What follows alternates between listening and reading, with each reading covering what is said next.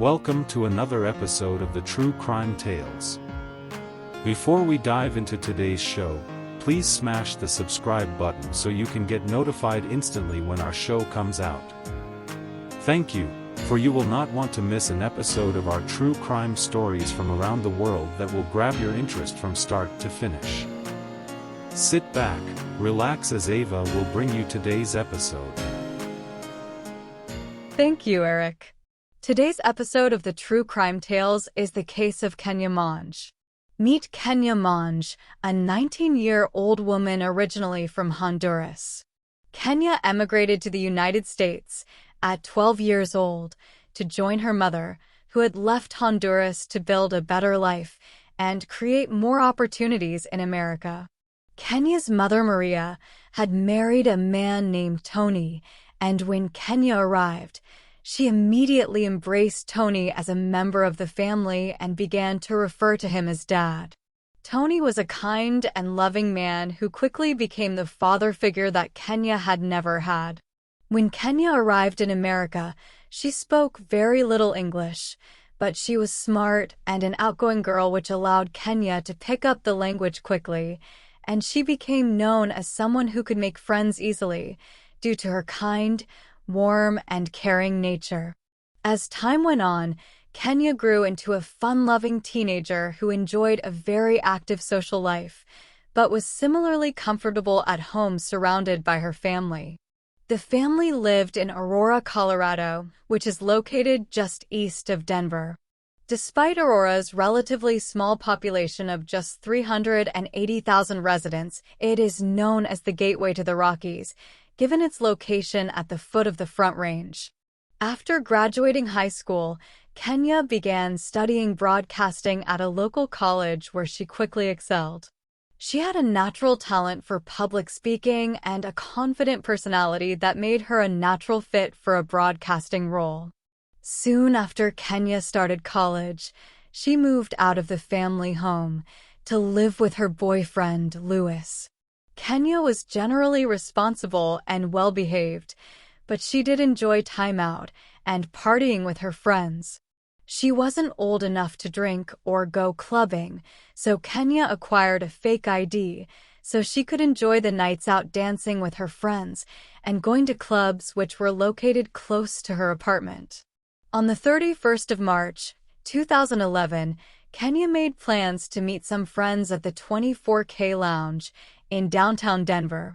They reserved a table and ordered their favorite cocktails and shots.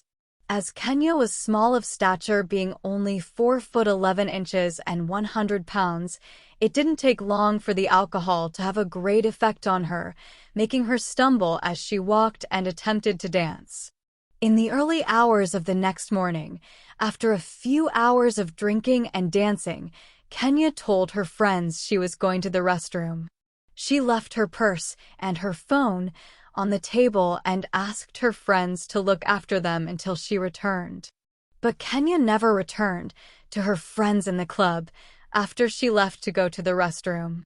Some of the bouncers of the club had seen her stumbling as she walked due to her intoxicated state, and because of this, Kenya was forcibly removed from the club. Without her purse and cell phone, she just stood outside on the curb, with no way to contact her friends or to retrieve her belongings.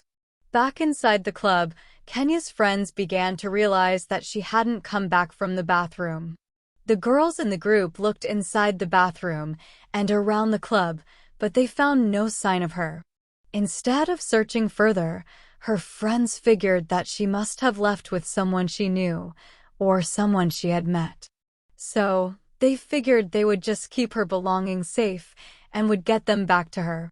The next day, they didn't realize that among the belongings that Kenya had left behind were all her personal belongings, including the keys to her home. But this was not her usual group of friends. Kenya had always had an arrangement with her best friends that no one would leave a club without each other, and they would always text each other when they got home to make sure that they were all safe. Kenya's close friends later recalled that it was unlike her not to tell them where she was going, but these more recent friends didn't have such an arrangement, so the group didn't make any further attempts to find Kenya before they left the club that night. The next morning on Friday, April the 1st, 2011, Kenya's boyfriend Lewis woke up to an empty bed. He knew Kenya was out with friends the night before, but it was highly unusual for her not to return home, especially without letting him know that she would be staying with a friend overnight. Kenya was a loving girlfriend, and not showing up or contacting him was very unlike her, nonetheless. When Lewis checked his phone, there were no messages, Snapchats, or missed calls from Kenya. Lewis knew immediately that something was not right. He called Kenya's sister, Kim. Lewis knew how close the sisters were, and when something was wrong, Kenya would either go to Kim or himself, but he found that Kim hadn't heard from Kenya since the day before, and after hearing that she hadn't come home, she was worried too. As soon as Kim ended the call with Lewis, she called their parents to let them know that Kenya hadn't come home the night before. Kenya's parents both left work as soon as Kim told them that Kenya was missing. Together, they began pulling up phone numbers and Facebook profiles. They contacted everyone they could think of that might know where Kenya was. This was when they discovered that Kenya had been out partying with another group of newer acquaintances. Not the usual close friends that she partied with. Her friends told the parents, Maria and Tony, that Kenya had bailed on their plans the night before, saying that she had other plans, so they weren't sure where she was or what had happened. Not one of them had seen Kenya the night before. Eventually, the family was able to obtain the names and details of the people she had been at the club with that night, and that afternoon, 2 of the people in Kenya's group came to Tony and Maria's home to help figure out what was going on, and to see if they could help. By this point, Tony and Maria were distraught. It had been almost 24 hours since Lewis had seen Kenya before she headed out with her group of friends, and there was still no word from her. Kenya's parents asked question after question of the 2 friends. The friends revealed to Tony and Maria that she had been using a fake ID for a few months now, which kind of came as a shock to her parents. But this is not what they were worried about. At this point, all they cared about was figuring out where Kenya was and ensuring that she was safe. But the information Tony and Maria got from the 2 friends made them uncomfortable. They handed over Kenya's phone, purse, and the keys that they had been left with, and told the parents that when she had left the belongings at the table and gone to the bathroom around midnight, the night before, that was the last time they had seen her. When they heard this, Kenya's parents were even more distraught. It was so unlike Kenya to go anywhere without her phone, and now that they had her phone in their possession, this possible way to find her had been eliminated. But Tony and Maria weren't giving up. Tony spent hours going through Kenya's messages in hopes that it would reveal some clue as to her whereabouts. But aside from the hundreds of texts and calls from her boyfriend Lewis, her sister Kim, and her friends trying to contact her, there was no recent activity on the phone that would give them any clue to help find her. That was until Tony was scrolling through her phone and found a single text message which read, "Hey, this is Travis, the guy who gave you a ride last night. Did you get home okay?" Tony read this message, and almost as soon as it arrived, the number was not saved in Kenya's phone, but the words ignited a spark of hope. Tony understood that this person might have information about Kenya's whereabouts. He immediately called the number, but there was no answer. So he rang again and again and again. Still no answer.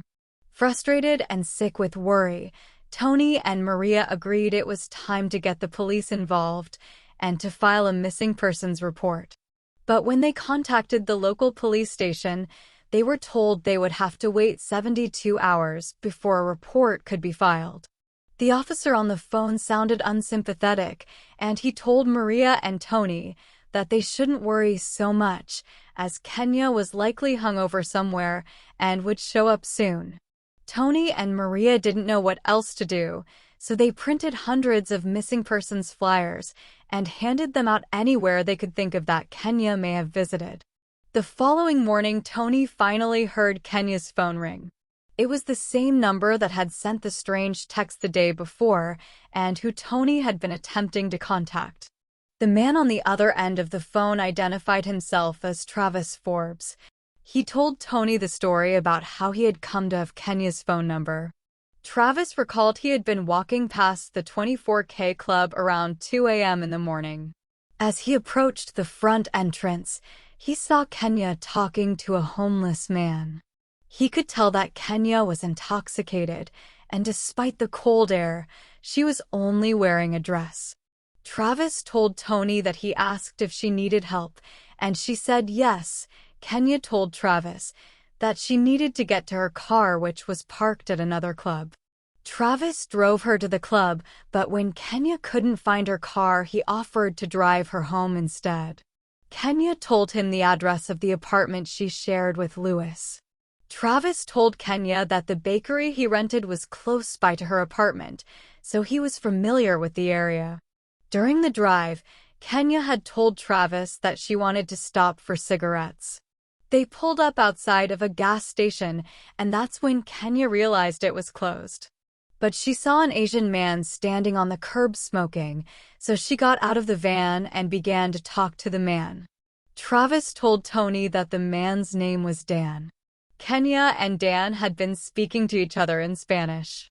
Dan handed Kenya a cigarette, and then they walked away together, leaving Travis alone with his van.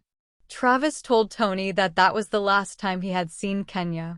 He sent the text the next day to make sure she had made it home safely. Tony found the story difficult to believe. First, it didn't make sense that Kenya wanted to get to her car when she didn't have the keys. The keys were still in her purse at the club, and why would she want to stop for cigarettes with no money? Her cards and cash were also in her purse. On top of all, that Tony knew his daughter wasn't the type to get in a van with a stranger. The story just didn't line up with the responsible and careful woman that Kenya always was. So, after ending the call with Travis, Tony called the police again, and he retold Travis's story. He begged them to be able to file a missing persons report, telling police that he had reason to strongly believe that Kenya was in trouble. But once again his request was denied. Police claimed that Kenya still had not been missing long enough to warrant an investigation. Tony was extremely frustrated, and all he had to go on was Travis's strange story. So, he called Travis again, asking him to recount the story. Travis suggested that Tony come meet him at the gas station where he last saw Kenya. Tony jumped at the chance to meet Travis, believing he might be coming face to face with the person responsible for his daughter's disappearance. So, he agreed to meet Travis at the gas station. But he brought along his 9mm handgun and told his wife Maria where he was going. Maria was worried for Tony's safety and begged him not to go. She thought, not only could the stranger be a psycho, but the whole situation was emotionally charged, and she was worried that Tony might do something that he would later regret. She even tried to block the exit of their home as he left, but Tony pressed past her, determined to find his daughter. As soon as he left the driveway, Maria called the police again. She told them the situation and that Tony had taken a gun to meet with Travis. Even though the gun was legal in the state, she was worried that something bad might happen. The police agreed to go to the gas station so they would be close by if anything got out of hand. As Tony arrived at the gas station, a police officer was already there, and so was Travis and a friend he had brought with him. Tony looked Travis up and down and immediately felt some relief. Travis was a well-presented guy in his early 30s. He was fit with blonde hair and blue eyes. He hardly looked like the criminal Tony had been imagining in his mind. When Travis retold the story of the night before, he appeared genuinely concerned for Kenya's well-being. The details of the story were consistent with what he had told Tony over the phone, and had pointed out spots where he had parked his van and where Kenya had walked off with Dan. But despite the consistency and Travis's clean-cut appearance, Tony still had a bad feeling about the story, and so did the officer who had been listening. The officer asked Tony to step aside while he asked Travis a few extra questions. So Tony complied with the request and walked over to Travis's white van. When Tony was within a few feet of the van, he was hit with a strong chemical smell of bleach. His stomach dropped. When Travis was done speaking with the officer, Tony quietly pointed out the smell from the van. The officer walked towards the van and was met with the same strong odor. So, the officer asked Travis if he could look inside the van, and Travis willingly agreed and opened the doors. The storage area was spotless and lined with brand new carpet. In contrast, the front seat of the van was completely covered in garbage and food wrappers. This painted a pretty suspicious picture, and it clearly looked like great care had been taken to clean the back of the van. But this still wasn't enough for officers to question him further. Instead, he took a written statement from Travis and let him go. Before Travis left the gas station, he walked over to Tony to shake his hand and to tell him that he hoped his daughter was found safe. Then Travis burst into tears, his shoulders slumped, with huge, uncontrollable sobs, which seemed to Tony to be totally out of place. In this situation, he apologized, saying that he wished he had followed through on what he had started and just took Kenya home, and then he shook Tony's hand. He got back into his van and drove away from the gas station. Finally, after precisely 72 hours of being missing, Kenya's family was allowed to file a missing persons report. As the investigation began, Kenya's disappearance broke loose on both national and local news and was even reported in her birth country of Honduras. The family made appearances across news stations begging for the public to come forward with any information that might lead them to Kenya. I just worry every single minute. Because I don't know what's out there, what happened to her. She was of high intelligence, she didn't make the right decisions all the time, but what teenager does? Something made her leave that bar, not of her own will. I don't know if it was the date rape drug somebody slipped, or something we don't know. Any of those questions, police say. Witnesses claim they spotted the teen at a gas station in a different part of Denver, around 3 a.m. Friday. So far, investigators have been unable to find her. The story led to CCTV footage of Kenya at a local hotel being released. She can be seen in the foyer with another man. Kenya is clearly intoxicated and can be seen stumbling through the lobby.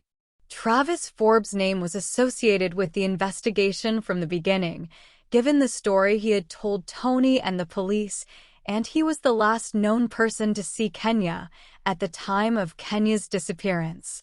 Travis was the maker of a brand of gluten-free granola bars. His kitchen was a small rented space located in the rear of another local bakery. On April 5, 2011, the owner of the bakery where Travis rented the space came forward to police with CCTV footage taken on the night of April 1st, the same night Kenya had gone missing. A woman named Monica Poole was the owner of Debbie's Bakery and was upset to learn that her CCTV system had malfunctioned.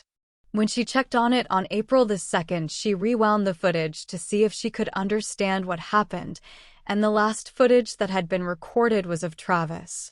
As a local, she was already aware of Kenya's disappearance, which prompted her to come forward.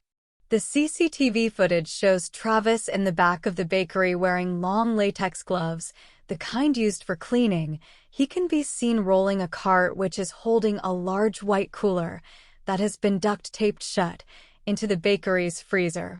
He walks out of the back of the bakery carrying a bottle of bleach. He then returns inside and switches off the CCTV cameras. On April 6th, police would bring Travis into the station for questioning.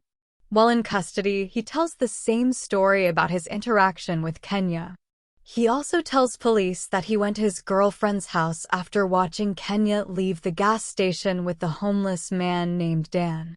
This was around 3:30 a.m., and that he left her house for work at 8:30 a.m. on the 1st of April. When police would question Travis's girlfriend, she would confirm his story, but police would soon take a closer look at Travis's story and discover some concerning inconsistencies. Reviews of Travis's phone records showed that his phone had never been near his girlfriend's home on the night Kenya disappeared. Monica had already told police that she wasn't expecting Travis at the bakery on the 1st of April, which is why she was surprised to see him on the CCTV footage. Interviews with the neighbors of the bakery revealed even more disturbing clues. One neighbor had seen Travis cleaning a large white cooler in the back of his van on the afternoon of April the 2nd, while another had seen a 55-gallon barrel being burned outside of the back of the bakery. On the evening of April the 1st, when Monica confronted Travis about the burning barrel, he told her that he had burned some marijuana, which had gone moldy in his cooler. He justified turning off the cameras because he didn't want to change clothes with the cameras on. When Monica gave the statement to the police, she added that Travis had scratches on his arms that day, which he claimed came from a homeless person attacking him. With the evidence mounting, the link between Kenya's disappearance and Travis's suspicious movements around that time were getting stronger. But Travis was still playing the Good Samaritan. He appeared in interviews on local news stations. In those interviews, he is highly emotional and sobs and apologizes for not getting Kenya safely home that night. "I'm sorry that I was indifferent, that I didn't think she was going to disappear. I could have walked with them. There was no sign of Kenya and no indication as to whether she was alive or dead, and with no conclusive evidence, Travis was allowed to remain a free man. But even so, Travis could sense the investigation into Kenya's disappearance was beginning to implicate him strongly. So he decided to disappear. Travis stole a friend's car and drove from Colorado to Texas in an attempt to get away from the spotlight. His escape was short-lived, however, when on the 4th of May, Travis was pulled over and arrested in Austin on suspicion of car theft. By this point, the investigators in Kenya's disappearance had uncovered more evidence against Travis.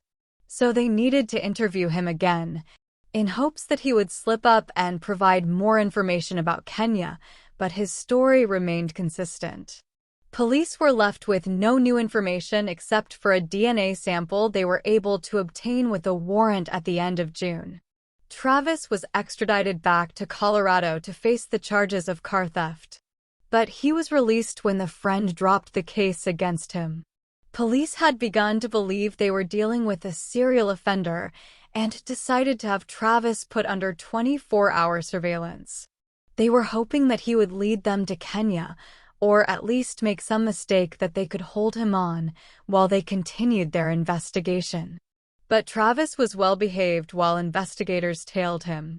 He would go to bars and nightclubs, but other than getting drunk and yelling at a patron of a local bar, he didn't really do anything that would warrant officers arresting him.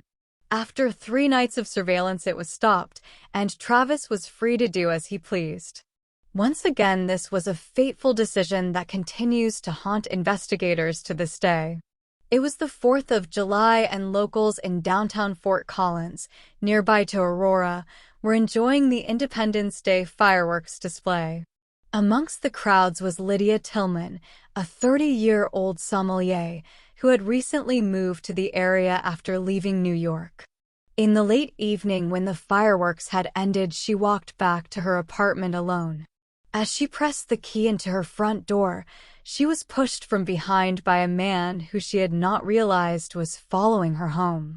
Lydia fell onto the floor when she was pushed by the man, who immediately jumped on her and began to sexually assault her, and as he did, the man would begin punching her in the head, with blows that would break her jaw and cause severe head trauma. Lydia fought back as best she could. She kicked and scratched her attacker as she fought for her life. But his size made her frantic attempts to free herself futile, and after a few horrifying minutes she would fall unconscious. Before the man escaped the building, he doused Lydia's broken body with bleach and set the apartment on fire. Police and fire services arrived within minutes and watched as the smoke billowed from the windows around Lydia's apartment. The flames began to climb up the side of the building as they unrolled the hoses and extended the ladders.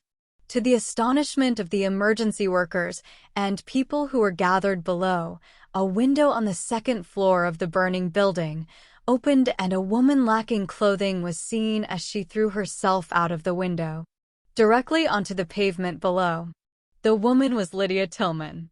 She had barely survived the horrific attack and knew that she would likely perish in the flames. So, she had thrown herself out of the window in a last effort to survive. When Lydia hit the ground, paramedics rushed to her aid, and she was immediately transported to the hospital. Tragically, Lydia suffered a stroke soon after she arrived and was placed into a medically induced coma. For 5 weeks, as doctors worked tirelessly to save her life.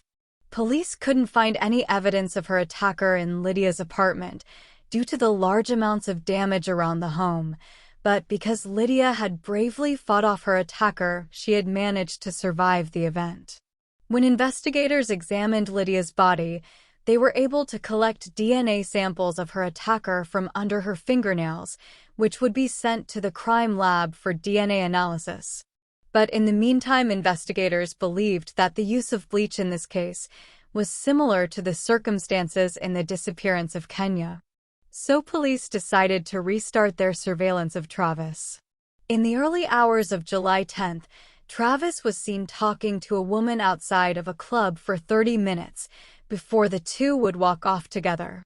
Concerned for what might unfold, an officer approached Travis and began to ask him questions about his identity. Strangely, Travis gave the officer a fake name and address and appeared very nervous throughout their interaction. By this point, the woman Travis was with had walked away, and at this point Travis had done nothing to warrant further questions, so the officer was forced to let him go. Just 20 minutes later, Travis would reappear, having changed outfits and put on a hat, and once again, he was seen approaching an intoxicated woman. Yet again, police were concerned for her well-being as the two began to walk away together. This time, officers weren't prepared to let Travis go, worrying he might have other intentions towards the woman that he was attempting to take away from the bars and clubs. So they made the decision to arrest Travis for providing a false name. It was only a misdemeanor offense, but at least it would keep the locals safe for that night. On the following day, which was July the 11th at 10:45 p.m., just as Travis was preparing to walk free from the police station after securing bond, the DNA results from under Lydia's fingernails had come through. The DNA was a direct match for Travis Forbes. Travis was immediately arrested on suspicion of attempted murder, sexual assault, and arson against Lydia Tillman. 1 month later, Travis was interviewed in connection with Kenya's disappearance as well. But at this time, rather than deny any involvement as he had before, Travis tells police he's ready to talk, but only if they agreed to 2 conditions. First, he demanded that when he gets to prison, he must not be labeled a sex offender, and second, prosecutors must not demand the death penalty in this case. Prosecutors agreed to the deal, and after 5 months from Kenya's disappearance, the truth about what happened would be finally revealed. In interviews with the investigators, Travis told them that he did indeed meet Kenya outside of the 24K lounge, where she was talking to a homeless man. Travis was with a friend, and together they asked Kenya if she needed help. She said she did, so Travis and his friend tried to get her a cab to get her back to her boyfriend's apartment. But there were no cabs around, so Travis offered to drop her at home. He dropped his friend off first, and then continued driving toward Kenya's apartment. By now, Kenya was passed out in the front seat, and Travis pulled over. He climbed on top of her and was attempting to sexually assault her. As he did, Kenya woke up and began to fight him. In a panic, Travis strangled her to death in the front seat of his van. He stuffed her body into a cooler that he carried in the back of the van, and then put the cooler in the freezer at the bakery, which was seen on the CCTV footage. I wanted to bury her either next to some water or next to some trees.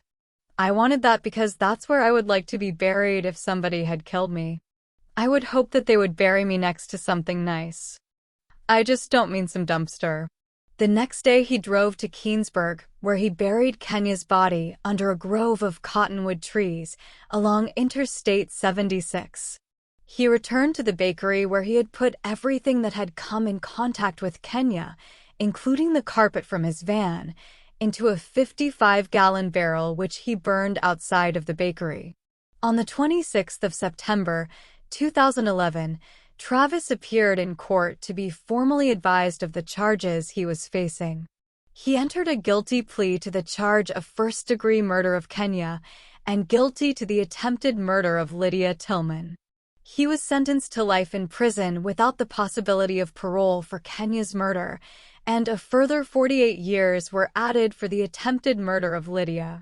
As stories began to be told about Kenya's horrific murder and the brutal attack on Lydia, more information came to light about Travis Forbes' extensive criminal history.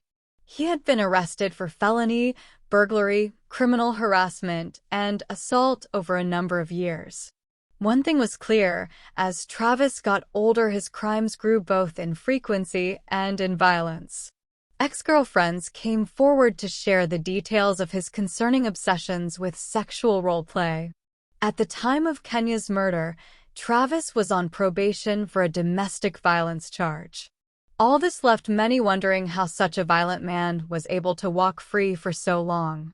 Was it his seemingly trustworthy and clean-cut appearance that gave him the ability to blend in and prey on women so easily? Lydia will forever be a changed woman after Travis's horrific attack. After months of rehabilitation and surgery, Lydia had to relearn how to speak, walk, and drive to therapy.